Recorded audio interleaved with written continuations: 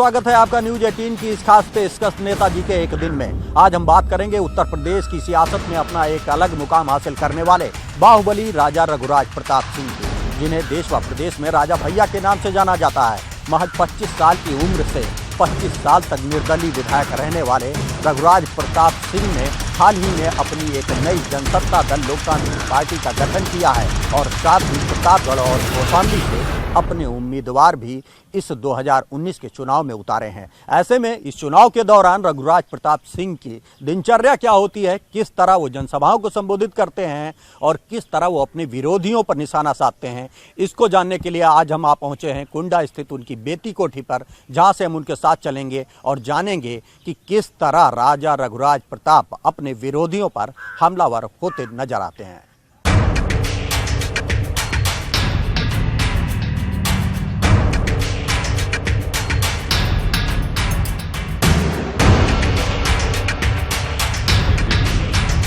तो जैसा कि आपने देखा कि रघुराज प्रताप सिंह अपने दिन की शुरुआत पूजा पाठ से करते हैं और फिर अपने आवास पर पहुंचे लोगों से मुलाकात करते हैं, उनकी समस्याओं का समाधान करने के बाद सुबह का नाश्ता करते हैं। ऐसे में आप देख सकते हैं कि इस वक्त हमारे साथ मौजूद हैं और नाश्ता भी इन्होंने किया है। तो ऐसे में हम जानना चाहेंगे सर, चुनाव के वक्त अगर बात किया जाए खाने पीने की, नाश्ते में क्या रहता है और कैसे लंच रहता है, क्या डिनर रहता है? कोई तय रूटीन और कोई तय समय तो होता नहीं है कि सुबह घर से निकलना होता है, मीटिंगों का लंबा दौर होता है। अब जो जहां मिल जाए वही। वैसे गर्मी के महीने में सबसे अच्छा हम गाड़ी में सत्तू रखते हैं। गाड़ी में सत्तू रखते हैं और वो सबसे स्वास्थ्यवर्धक भी है और सुविधाजनक भी है। जहां ठंडा पानी मिला, चाहे नमक के साथ या चीनी के साथ, उसको घोल के और पिया और आगे बढ़े। इसे लगातार अभी आप निकलने वाले हैं, जनसभाओं को संबोधित करेंगे, तो इस दौरान क्योंकि एक लंबा पीरियड होता है, तो फिर लंच में क्या लेते हैं? और फिर अक्सर किसी कार्यकर्ता के यहाँ खा लेते हैं, अगर कोई टाइम ऐसा ऑड है, नहीं तो पर्याप्त रहता है। सुबह नाश्ता करके निकलिए तो रात तक काम चल जाता है। नेताओं के साथ चलने में कितना फिर खाने पीने को लेकर समस्या होती है सर? समस्या तो बहुत होती है। पहला लक्ष्य हम लोगों का ये होता है कि सभी मीटिंगें सकुशल अच्छी तरीके से संपन्न हो जाए। खाने पर कोई विशेष ध्यान नहीं देते, जैसे भी मिल गया, खीरा मिल गया, कुछ भी मिल गया, लैया मिल गई, गुड़ से लैया मिल गई, ये सब खाते रहते हैं। खिलाते भी खूब है जी, खिलाते भी खूब, बल्कि ओवर ईटिंग ना हो जाए ये भी बचाना पड़ता है, क्योंकि मंच पे ही सब मीठा आ जाता है या ये सब चीज़ें आ जाती हैं, तो ओवर ईटिंग भी बचानी पड़ती है। लेकिन हाँ, खाने का कोई समय नहीं रहता है। ये तो जैसा कि आपने सुना है, अगर राजा भैया की माने तो जिस तरह से चुनाव के वक्त में लगातार एक के बाद एक जनसभाएं होती हैं, उस दौरान कोई समय तो खाने पीने का नहीं रहता है, लेकिन जब जब समय मिलता है तब तब कार्यकर्ताओं के घर पर कुछ खाने को मिल जाता है या फिर खाते हैं, या फिर रास्ते में भी लैया चना या गुड़ जैसी जो चीज़ें हैं वो खाते पीते रहते हैं। ऐसे में आज हम उनके साथ चलेंगे और देखेंगे कि किस तरह राजा भैया अपने समर्थकों को संबोधित करते हैं, क्या उनकी रणनीति रहती है और क्या वो अपील करते हैं। हिंदुस्तान में 2 दशकों पहले ही भले ही राजा रजवाड़ों का दौर खत्म हो गया हो, लेकिन आप देख सकते हैं कि रघुराज प्रताप सिंह की अदालत व जनता दरबार आज भी लगता है। ऐसे में इस वक्त हमारे साथ रघुराज प्रताप सिंह जी मौजूद है, जिससे हम बात करेंगे। सर, जो लोग आए हैं किस तरह की समस्याएं लेकर आते हैं और क्या समाधान है? नहीं, देखिए, अधिकांश लोग तो मिलने आए हैं, उत्साहवर्धन जो इस चुनाव में अपनी महत्वपूर्ण भूमिका निभा रहे हैं, लेकिन साथ में ही कुछ व्यक्तिगत निजी समस्याएं होती हैं, हर तरह की समस्याएं हैं।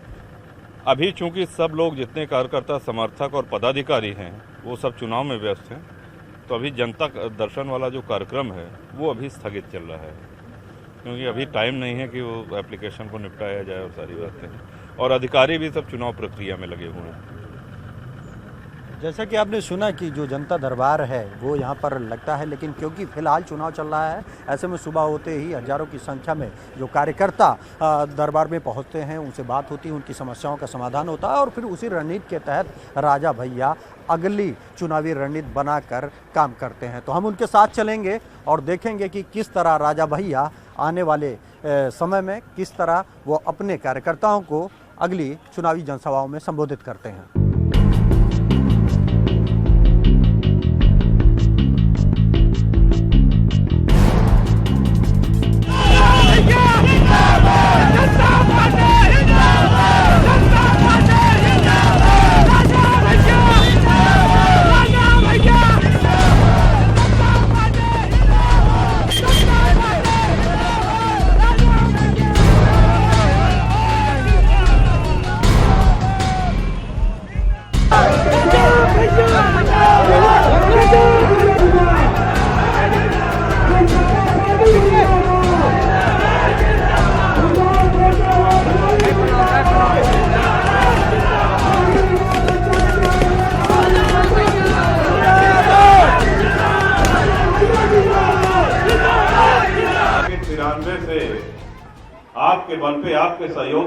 जीवन यात्रा शुरू करी है राजनीति में,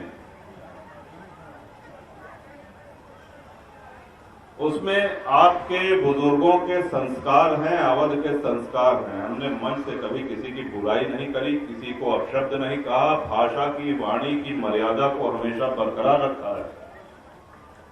आज तो चुनावी भाषण देने आते हैं लोग, तो ऐसा लग रहा है कि जैसे एक दूसरे गरियावे के कंपटीशन होता है। लोकसभा देश की सबसे बड़ी पंचायत है, उसमें आप अपना सेवक, अपना प्रतिनिधि भेजे, इस बात का चुनाव हो रहा है। ये कुंडा में, बाबागंज में, सिराथू, मंझनपुर और चायल में, इन 5 विधानसभा को जिनको मिलाकर के कौशाम्बी लोकसभा बनती है, इसकी समस्याएं क्या हैं? किसान, मजदूर, बेरोजगार, नौजवान, इनकी दिक्कतें क्या हैं और क्या आवश्यकताएं हैं, क्या जरूरतें हैं? इनके लिए इन बातों को दिल्ली में पहुंचाने के लिए आप अपना एक प्रतिनिधि भेजते हैं, एक दूत भेजते हैं। इस बात का चुनाव हो रहा है, या ये चुनाव इसलिए हो रहा है कि एक दूसरे को कौन गाली दे रहे, कौन कितना अपमानित कर दे। इस वक्त जनसत्ता दल लोकतांत्रिक के राष्ट्रीय अध्यक्ष रघुराज प्रताप सिंह उर्फ राजा भैया हमारे साथ मौजूद हैं, जिनसे हम बात करेंगे कि जो सर चुनाव चल रहा है, अभी आपकी पार्टी, नई पार्टी का आपने गठन किया है, मार्च में सिंबल मिला है और आप चुनाव मैदान में, कितनी बड़ी चुनौती है? इसीलिए हम अन्य सीटों पे नहीं चुनाव लड़ रहे हैं। 2 ही लोकसभा क्षेत्रों में हैं, कौशाम्बी और प्रतापगढ़। कौशाम्बी से शैलेंद्र कुमार जी और अक्षय प्रताप सिंह गोपाल जी प्रतापगढ़ संसदीय क्षेत्र से। जिस तरह अगर देखा जाए तो जिस तरह बीजेपी चुनाव मैदान में है, कांग्रेस या अन्य राष्ट्रीय पार्टियां हैं, उस तरह से किन मुद्दों को लेकर आप चुनाव में जा रहे हैं? क्या लग रहा है इस चुनाव में किन मुद्दों को लेकर जनता समर्थन? राष्ट्रीय नेताओं के नाम पे लोग जीत करके यहाँ से चले जाते हैं, लेकिन उनका अपना भी कुछ उत्तरदायित्व, उनकी अपनी जिम्मेदारियां, उनका अपना भी कुछ फर्ज है क्षेत्र के प्रति। इस बात को लोग भूल जाते हैं और यही वजह है कि जनता उनको बदल देती है। जनप्रतिनिधि का सच्चा मतलब होता है जो जनता के बीच में रहे, जनता का नुमाइंदा हो और जनता अपने सुख दुख की बातें जब चाहे उससे कह सके, बात कर सके, समस्या बता सके और उसका निदान पा सके। तो जन सुलभ होना ये जनप्रतिनिधि का सबसे बड़ा कर्तव्य होना चाहिए। और कौशाम्बी और प्रतापगढ़ में बहुत उत्साह है जनसत्ता दल को लेकर के, नवगठित पार्टी को लेकर के। प्रत्याशी भी लोकप्रिय हैं, दोनों प्रत्याशी वरिष्ठ राजनेता हैं, तो बहुत अच्छा जनसमर्थन हर जाति वर्ग का मिल रहा है। अगर देश और प्रदेश की बात करें तो जो बीजेपी सत्ताधारी पार्टी है, इन दोनों सीटों पर बीजेपी के सांसद हैं। ऐसे में लगातार बीजेपी ये दावा कर रही है कि वो जो पूरे यूपी में जो उसकी लहर है, उसके तहत वो 74 पार का दावा कर रहे हैं। तो ऐसे में बीजेपी कितनी बड़ी चुनौती होगी या अन्य दल आपके लिए कितनी बड़ी? देखिए, कौन क्या दावा कर रहा है उस पर हम नहीं जाना चाहते हैं। वो तो कोई ऐसा दल नहीं है जो उसके नीचे दावा कर रहा हो जो आपने कहा। हमारा बड़ा छोटा सा दावा है कि हम 2 सीटें लड़ रहे हैं लोकसभा में, समय अभाव के कारण 2 सीटें लड़ रहे हैं और दोनों जीतेंगे। अगर बात करें तो जिस तरह से उत्तर प्रदेश में जो देखा गया राजनीति में कि विकास के साथ साथ जातिगत आंकड़े भी हावी रहे हैं चुनाव में लेकर रिजल्ट पर, ऐसे में अगर प्रतापगढ़ की बात करें या कौशाम्बी की बात करें तो क्या लगता है कि जो पटेल जाति से लोग हैं या उनका खुद अनुप्रिया या पटेल दावा करती हैं या अपना दल दावा करते हैं? जातिवाद की बात नेता अपने स्वार्थ में करते हैं, ये हमारा अपना मानना है और यही हमारे क्षेत्र के लोगों का भी मानना है। और अपनी राजनीति में कभी हमने जात पात, ऊंच नीच, इसका कोई भेदभाव नहीं रखा, न इस आधार पर कभी वोट मांगे हैं। और जगह फैक्टर्स होंगे, लेकिन हमारे क्षेत्र में ये फैक्टर अप्लाई नहीं करते। आपकी बात की जाए तो आप लगातार एक लंबे समय से उत्तर प्रदेश के 5 मुख्यमंत्रियों की कैबिनेट में आप मंत्री रहे हैं, फिर से राम प्रकाश गुप्ता से लगाकर कल्याण सिंह हो, राजनाथ सिंह जी हो, मुलायम सिंह हो या अखिलेश यादव, और बीजेपी और सपा में आप रहे भी हैं। तो क्या कारण था कि आप सपा से अलग हुए? देखिए, हालात होते हैं, परिस्थितियां होती हैं, उनमें हम नहीं जाना चाहेंगे। लेकिन हाँ, ये ज़रूर है कि ईश्वर की कृपा से सभी से कुछ न कुछ सीखने को मिला है। इतने बड़े नेताओं मुख्यमंत्रियों के साथ काम करने का अवसर मिला। और जीवन की तरह ही राजनीति भी एक पाठशाला है, इसमें कोई आयु नहीं होता है। यहाँ से बाएं चला गया तो सीखना है तो ये सीखते रहते हैं। सियासत में कहा जाता है कि कोई स्थायी दोस्त या दुश्मन नहीं होता। जिस तरह आपने देखा कि सपा और बसपा का जो गठबंधन हुआ और मुलायम सिंह और माया एक मंच पर आए, तो क्या आपने प्रयास नहीं किया? स्थायी दोस्त या स्थायी दुश्मन पे हम इतना कहना चाहेंगे कि हमारा कोई दुश्मन नहीं है, लेकिन जो दोस्त हैं वो सब स्थायी हैं। जो साथी हैं, जो आज आपको दिख रहे हैं, जो समर्थक हैं, कार्यकर्ता हैं, दिख रहे हैं। और बाकी राजनीतिक आप अन्य पार्टियों का करें तो हमारे सबसे अच्छे संबंध हैं, किसी से खराब संबंध नहीं है। आजकल चुनाव में लोग ऐसा भाषण देते हैं जैसे वो जनता के सामने चुनाव लड़ने नहीं, कोई युद्ध लड़ने सीमा पे जा रहे हों। अपशब्दों का प्रयोग होता है, आए दिन उनकी शिकायतें होती हैं, चुनाव आयोग को संज्ञान लेना पड़ता है, कई बार चुनाव आयोग को चेतावनी देनी पड़ती है और चेतावनी के साथ साथ कई बार लघुदंड, जैसे कि इतने घंटे प्रचार नहीं कर पाएंगे आप लोग, रोका जाता है। ये भारतीय राजनीति का गिरता हुआ स्तर है।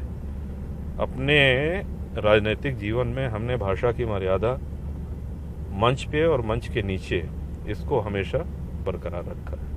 अभी हाल में कहा जा रहा था कि बीजेपी के लोग आपके लगातार संपर्क में थे और बात भी हुई थी। पहले ये बात आई कि कुछ सीटों को लेकर, टिकट बंटवारे को लेकर चल रहा था। क्या बात हुई और क्या ये पूरा मामला? हमारा एक कॉन्सेप्ट क्लियर था। देखिए, संपर्क में तो बातचीत होना अलग बात है। आज भी समाजवादी पार्टी के बहुत से नेता हैं, कांग्रेस के नेता हैं, बीजेपी के नेता हैं, बातचीत रेगुलर होती है, अच्छे संबंध है सबसे, वो एक अलग बात है। लेकिन कोई गठबंधन के विषय में कोई ऐसी बात ये नहीं हुई है। ये बात सुनने में आ रहा था कि आपको 2 टिकट बीजेपी अपने टिकट पे लड़ाने की बात कर रही थी, लेकिन आप राजी नहीं हुए। नहीं, ऐसी बात नहीं थी, लेकिन अपने टिकट, जब हमने अपना दल बनाया है तो हम दूसरे के टिकट पे क्यों लड़ेंगे? अगर हमको लड़ना ही होगा तो हम अपने टिकट पे लड़ेंगे, अपनी पार्टी से लड़ेंगे। जैसे कि विपक्षी दल कहते हैं, आपको बताते हैं कि बीजेपी की बी टीम है, आप बीजेपी के में रहे हैं और आज भी बीजेपी के लिए काम कर रहे हैं। देखिए, हम किसी की बी टीम नहीं होते हैं, हम जहाँ रहते हैं ए टीम। किसी की बी टीम होने का कोई मतलब नहीं होता है, और क्यों हम किसी की बी टीम होंगे? आजकल जिस तरह से राष्ट्रवाद, सेना को लेकर राजनीति की जा रही है, उस पर क्या आप सोचते हैं, क्या आपकी राय है? और जो मुद्दे लेकर सरकार आई थी, उन मुद्दों से, सरकार के काम से कितना संतुष्ट है? आप शायद ये पुलवामा और उसके बाद की घटनाओं का जिक्र कर रहे हैं। इसको एक लाइन में इतना ही कहना चाहेंगे कि सेना की बहादुरी आज से नहीं, हमेशा से भारतीय सेना की वीरता की गाथाएं प्रसिद्ध रही हैं, बहादुरी प्रसिद्ध रही। लड़ती सेनाएं हैं, जीतती सेनाएं हैं, लेकिन साथ में ये भी सच्चाई है कि सेनाओं को लड़ने का आदेश सरकारें देती हैं। ठीक है, सरकार ने आदेश दिया आक्रमण का, अच्छा किया, सही किया। सेना जीत करके आई, उसकी जितनी सराहना की जाए कम है। और मैं समझता हूं कि इस विषय को अब राजनीति का मुद्दा ना बना करके इतना ही, क्योंकि जब आप ये कहते हैं कि सबूत लाओ और लाश गिनाओ और कितने मरे क्या है, तो ये अनावश्यक एक तूल।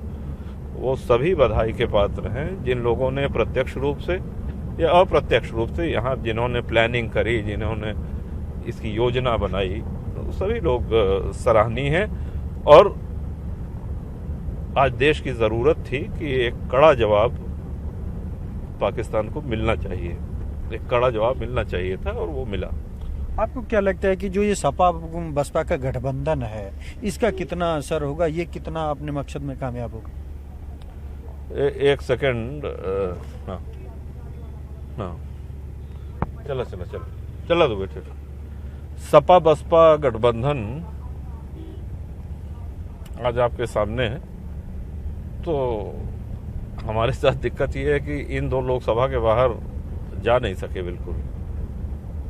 लेकिन आपकी लोकसभा में भी तो ये नहीं, हमारी लोकसभा में कोई स्थिति नहीं बन रही है उनकी, और वो दूसरे पे रहेंगे या तीसरे पे रहेंगे ये भी नहीं कहा जा सकता।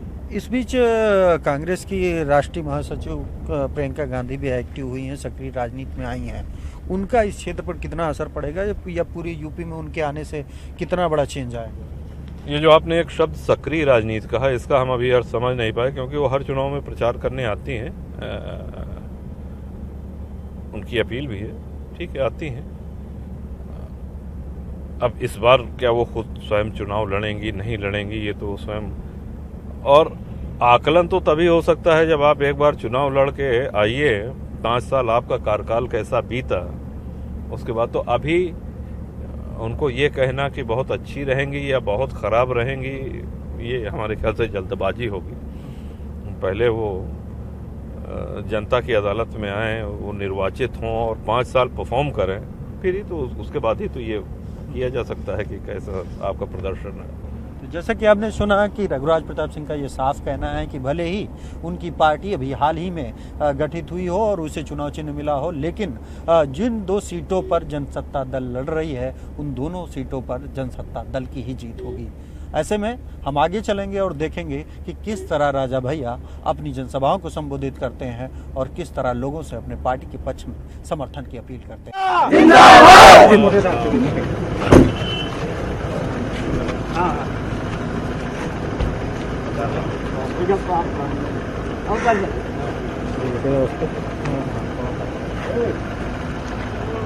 स्वागत कर रहे हैं। हमारे बीच में साथी धीरज यादव जी आ गए हैं मंच पर, उनका भी हम स्वागत करते हैं। भट्टू भैया हमारे राजा भैया का स्वागत कर रहे हैं, तालियां। हमारे बीच में किसान यादव जी का स्वागत कर रहे हैं। आदरणीय इलाहाबाद के राकेश पांडे जी जो छात्र राजनीति से चल करके आए अपने बुरहानपुर के हैं, माननीय राजा भैया का मुन्ना भैया राकेश भैया को बताइए।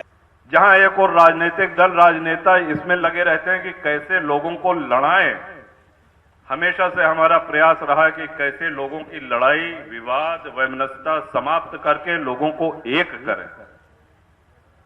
और इन 25-26 सालों में अपनी कार्यशैली में जो लोग आए हैं, अपनी समस्या बताई है, अपनी बीमारी बताई है, अपनी परेशानी बताई है, जो कुछ कर सका हूं ईमानदारी से करे हूं, मेहनत से करे हूं। और ये सेवा करते समय कभी हमने आवेदक की जाति पात नहीं देखी है कि ये किस बिरादरी का है, ये हमारा इस बिरादरी का काम कर रहा है, इनका नहीं करना, ये सब घटिया सोच। और जो भी बिरादरी की बात आपके बीच में आके करता है, ये इसको सिद्धांत है, मूल सिद्धांत। जैसे गुरुत्वाकर्षण का सिद्धांत होता है कि साहब इस बोतल को अगर हम छोड़ेंगे तो ये नीचे गिरेगी, ये गुरुत्वाकर्षण। इसी तरह एक और सिद्धांत है कि जो आपसे आकर के चुनाव के समय जात बिरादरी की बात कर रहा है, वो अपने स्वार्थ में कर रहा है, अपने हित में कर रहा है, उसमें आपकी कोई भलाई नहीं है। इसको सिद्धांत को पकड़ लीजिए।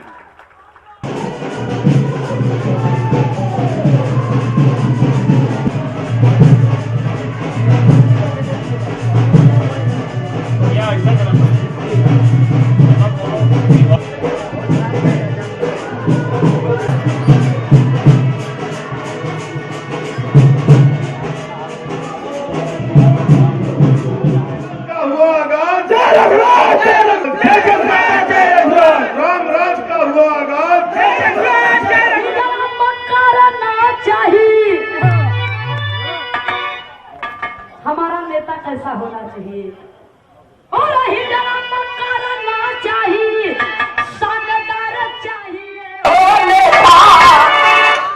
नेता राजा भैया जैसे पानी तार चाहिए, राजा भैया जैसे पानी तार चाहिए। देश का सबसे बड़ा चुनाव, भारत विश्व का सबसे बड़ा लोकतंत्र, और पूरे भारत में 543 सांसद चुन करके भारत की जनता भेजती है, और इस उम्मीद में भेजती है कि हमारे क्षेत्र की जो कमियां हैं, परेशानियां हैं, जो विकास अधूरा है, जो आवश्यकताएं हैं, जो समस्याएं हैं, इनको सबसे बड़ी पंचायत में हमारा नुमाइंदा वहां जाकर के रखेगा और इसका निदान होगा। और साथ ही जब सत्र नहीं चल रहा होता है, जब सेशन नहीं चलता है पार्लियामेंट का, तो जनता के बीच में आकर के जनता की समस्याओं का निराकरण करेगा, जनता के सुख दुख में भागीदार रहेगा और सबसे महत्वपूर्ण बात, सम्मानित जनता जब चाहे, सब कार्यकर्ता समर्थक जब आपको आवश्यकता हो, आप अपने सांसद से संपर्क कर सकें, उसे अपना दुख दर्द बता सकें, समस्या बता सकें और उसका निदान पा सकें। अपनी माताओं को भी हमारा सादर प्रणाम। संचालन कर रहे ब्लॉक प्रमुख आप देख सकते हैं कि रघुराज प्रताप सिंह उर्फ राजा भैया की सुबह से शुरू हुई जनसभाओं का दौर देर रात तक जारी है। इस दौरान न तो राजा भैया के समर्थकों का जोश कम हुआ है और न ही स्थानीय जनता का, और यही कारण है कि घंटों देर शुरू हुई इस जनसभा के बावजूद हजारों की संख्या में लोग अभी भी इस जनसभा में डटे हुए हैं और वो राजा भैया को सुनते हुए नजर आ रहे हैं। और ये मानते हैं कि सबसे कम अपराध वो कुंडा और बाबरगंज विधानसभा में है। उसका कारण है कि विवाद को बढ़ने नहीं दिया जाता है, विवाद के समाधान किया जाता है। अन्य राजनीतिक दल और राजनेता तो लड़वाने में लगे रहते हैं, लेकिन हम पंचायत के माध्यम से, सम्मानित मतदाताओं के माध्यम से, सम्मानित कार्यकर्ताओं के माध्यम से प्रयास किया रहता है कि विवाद का समाधान हो। तो जैसा कि आपने देखा कि आज सुबह से देर रात तक जनसत्ता दल लोकतांत्रिक पार्टी के राष्ट्रीय अध्यक्ष रघुराज प्रताप सिंह राजा भैया ने न सिर्फ अपने प्रत्याशी को जिताने के लिए ताबड़तोड़ जनसभाएं की, उन जनसभाओं में अपने प्रत्याशी को जिताने की अपील करने के साथ ही 2022 की भी जो जमीन तैयार करते नजर आए। इस वक्त हमारे साथ राजा भैया मौजूद हैं। सर, लगातार सुबह से मैं देख रहा हूं कि ताबड़तोड़ जनसभाएं हुई, क्या रिस्पांस मिला? बहुत अच्छा, और जितना सोचा था उससे ज़्यादा उत्साह जनता में देखने को मिला है। और आप तो खुद दिन भर थे और पूरे प्रदेश में और नेताओं की और पार्टियों की रैलियां आप कवर कर रहे हैं, उनके दौरे कवर कर रहे हैं, उनके साथ घूम रहे हैं। तो हम ये मान के चल रहे हैं कि कौशाम्बी लोकसभा और प्रतापगढ़ लोकसभा दोनों में यहाँ से शैलेंद्र जी और वहाँ से गोपाल जी, अक्षय प्रताप सिंह, दोनों सीनियर लीडर हैं, वो जीत करके पार्लियामेंट पहुँचेंगे। सर, जिस उत्साह और जोश के साथ आप लगातार रैलियां करते हैं, लोग जानना चाहते हैं कि इतनी एनर्जी लाते कहाँ से, क्या खाते हैं, या किस तरह आपका जो ये थकान है वो दूर होता है? कार्यकर्ताओं को देख के और जोश होता है, और जब जनता में उत्साह दिखता है तो हम लोगों को उसी से ऊर्जा मिलती है, उसी से एनर्जी मिलती है। बहुत अच्छा रिस्पांस जनता में, और सब लोग इस बात से बहुत खुश हैं कि अब हम लोगों की अपनी एक पार्टी हो गई है, एक दल का गठन हुआ है, तो इससे बहुत उत्साह है। जैसा कि आपने कहा कि हमारी अपनी पार्टी हुई है, लेकिन क्या आपको नहीं लगता है कि कुछ जल्दी हम लोग चुनाव में आए हैं? अभी हमारे सामने बड़ी चुनौती है कि हम अपने चुनाव चिन्ह को जनता तक पहुंचा पाएं और मैसेज कर पाएं कि इस्टेब्लिश करना। इतने कर्मठ कार्यकर्ता हैं, समर्थक हैं कि वो काम भी चल रहा है। चुनाव निशान पहचानवाने वाला फुटबॉल प्लेयर चुनाव निशान है, और जल्दी तो नहीं, लेकिन हाँ, समय बहुत कम था हम लोगों के पास, इसलिए हम लोग सिर्फ 2 लोकसभा में कंसंट्रेट कर रहे हैं। अभी अन्य कोई लोकसभा में हम लोगों ने नहीं लड़ाया है। और आपके माध्यम से पूरे प्रदेश में जो कार्यकर्ता हैं, समर्थक हैं, शुभचिंतक हैं जनसत्ता पार्टी के, जनसत्ता दल के, उनको ये कहना चाहेंगे कि वो अपने विवेक से संसदीय चुनाव में मतदान करें और खूब मतदान करें। आने वाले 2022 में पार्टी के अधिकृत प्रत्याशी होंगे, फिर उनसे हम वोट की अपील करने आएंगे। एक अंतिम सवाल कि आगे की रणनीति क्या होगी? ये चुनाव जो है आप 2 सीटों पर लड़ा रहे हैं, उसके बाद क्या अगली रणनीति होगी जनसत्ता दल की? पार्टी का भी ठीक से गठन नहीं हुआ है, जिलों में संगठन ठीक से हम लोग तैयार नहीं कर पाए हैं। होली के बाद तो चुनाव निशान मिला है, तो प्राथमिकता तो ये होगी कि पार्टी का जिले जिले में, तहसील में, ब्लॉक स्तर पे, टाउन एरियाज में, नगर पालिकाओं में, महानगर पालिकाओं में गठन हो, पदाधिकारी हों, और हर प्रकोष्ठ, किसान प्रकोष्ठ है, अधिवक्ता प्रकोष्ठ है, इन सब का गठन, ये प्राथमिकता रहेगी इस चुनाव के बाद। तो जैसा कि आपने सुना कि रघुराज प्रताप सिंह ने ये कहा कि उनकी जो ये प्राथमिकता अगली होगी वो पार्टी को और मजबूत करने की होगी। रही बात दिनचर्या की, तो ये भी सच है कि राजा भैया की चुनावी दिनचर्या कुछ खास अलग नहीं है, क्योंकि इनका ये रूटीन है। इतने लोगों से लगातार संवाद करना, उनके बीचों में बने रहना, ये राजा भैया की पहचान है। और यही कारण है कि बीते 25 साल लगातार राजा भैया की लोकप्रियता में दिन ब दिन बढ़ोतरी होती नजर आ रही है।